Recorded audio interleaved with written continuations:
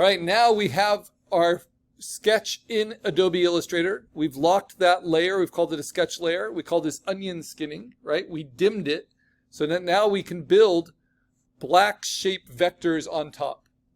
So you'll recognize the shape tools, just like we use the shape tools in Photoshop. If you wanted to use those, you could. But different than Photoshop, now these vector shapes have two components that are shown right here. They have a fill. Right now the fill color is white. That's the default. And they have a stroke. Right now the stroke is black. If I swap those, now it has a black fill and a white stroke. What we want to do for this project, we only want black shapes. We don't want outlines. We don't want strokes. So I click on this red bar, which means none. And so now it is a black shape with no fill. I'm sorry, with no stroke. It has a fill. Right? With the stroke, it would look like this. You see that white? There you go. That's with the white. That's with the stroke. This is without the stroke. Click there. Okay, now I can't just hit Command T. That doesn't work in Illustrator to like shape this.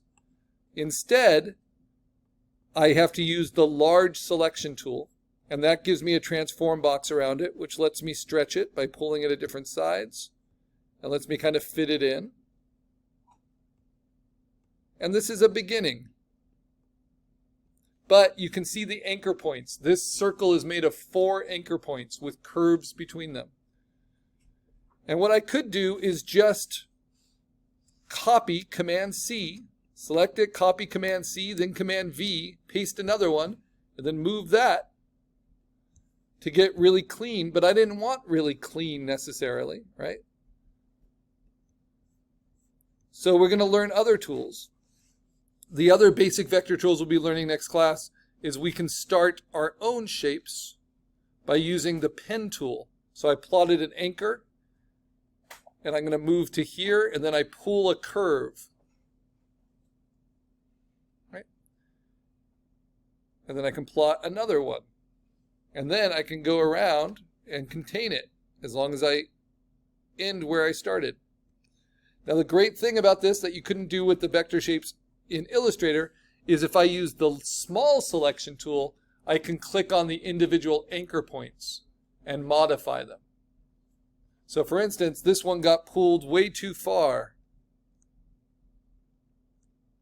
So I can shrink it down. And I can play with that curve after the fact. So even though that's my sketch, maybe I want it more like that for my actual logo. I can just turn my sketch on and off, and I'm seeing that outside edge. So we're just overlapping a lot of black shapes to begin with. I'll worry about cutting them out later. Now if I wanted to duplicate this, I could do Command C, Command V, and then move it into place. And then I can use the large selection tool to stretch it, to tilt it, just like a transform box. And I can use a small selection tool to find the anchor points, like this one, and then maybe move that curve different places. Right. Once you have Illustrator, you have to be able to save it. Notice that all the vectors are on one layer, and if I do the drop down there, every time you make a new vector path, it will make a new asset under your layer.